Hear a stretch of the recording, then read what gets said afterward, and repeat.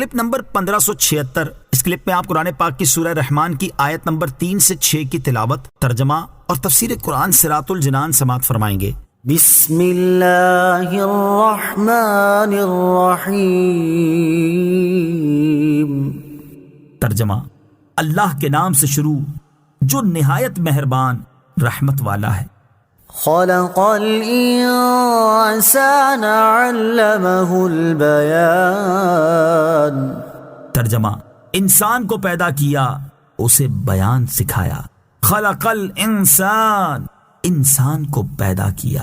تفسیر صراط الجنان میں ہے، اس آیت اور اس کے بعد والی آیت میں انسان اور بیان کے مصداق کے بارے میں مفسرین کے مختلف قول ہیں۔ ایک قول یہ ہے کہ یہاں انسان سے مراد دو عالم کے سردار محمد مصطفیٰ صلی اللہ تعالی علیہ وآلہ وسلم ہیں، اور بیان سے ما کان و ما یکون، یعنی جو کچھ ہو چکا اور جو کچھ آئندہ ہوگا کا بیان مراد ہے، کیونکہ نبی کریم صلی اللہ تعالی علیہ وآلہ وسلم اولین و آخرین اور قیامت کے دن کی خبریں دیتے تھے۔ ایک قول یہ ہے کہ یہاں انسان سے مراد حضرت آدم علیہ السلام ہیں، اور بیان سے مراد تمام چیزوں کے اسماء اور تمام زبانوں کا بیان مراد ہے۔ اور ایک قول یہ ہے کہ یہاں انسان سے اس کی جنس یعنی حضرت آدم علیہ السلام اور ان کی تمام اولاد مراد ہے، اور بیان سے مراد گفتگو کی صلاحیت ہے جس کی وجہ سے انسان دیگر حیوانوں سے ممتاز ہوتا ہے۔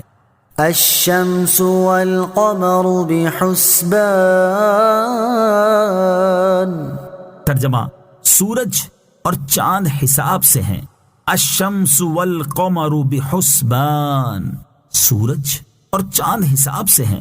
تفسیر صراط الجنان میں ہے، اس آیت میں اللہ تعالیٰ نے آسمانی نعمتوں میں دو ایسی نعمتیں بیان فرمائیں جو ظاہری طور پر نظر آتی ہیں، اور وہ نعمتیں سورج اور چاند ہیں۔ ان نعمتوں کی اہمیت کا اندازہ اس بات سے لگایا جا سکتا ہے کہ اگر سورج نہ ہوتا تو اندھیرا کبھی ختم ہی نہ ہوتا، اور اگر چاند نہ ہوتا تو بہت ساری ظاہری نعمتیں ختم ہو کر رہ جاتی۔ اور ان کا سب سے بڑا فائدہ یہ ہے کہ سورج اور چاند معین اندازے کے ساتھ اپنے اپنے بروج اور منازل میں حرکت کرتے ہیں، کیونکہ اگر سورج حرکت کرنے کی بجائے ایک ہی جگہ کھڑا رہے تو اس سے کوئی بھی فائدہ نہیں اٹھا سکتا، اور اگر اس کی گردش لوگوں کو معلوم نہ ہو تو وہ معاملات ٹھیک طرح سے سر انجام نہیں دے سکتے۔ اور ان کا ایک فائدہ یہ ہے کہ اوقات کے حساب، سالوں اور مہینوں کا شمار انہی کی رفتار سے ہوتا ہے۔ والنجم والشجر يسجدان۔ ترجمہ، اور سبزے اور درخت سجدہ کرتے ہیں۔ والنجم والشجر يسجدان، اور سبزے اور درخت سجدہ کرتے ہیں۔ تفسیر صراط الجنان میں ہے، یہاں نجم سے مراد زمین سے پیدا ہونے والی وہ نباتات ہیں جو تنا نہیں رکھتی، جیسے سبزہ اور انگور کی بیل وغیرہ، اور شجر سے مراد وہ نباتات ہیں جو تنا رکھتی ہیں، جیسے گندم، جو اور درخت وغیرہ۔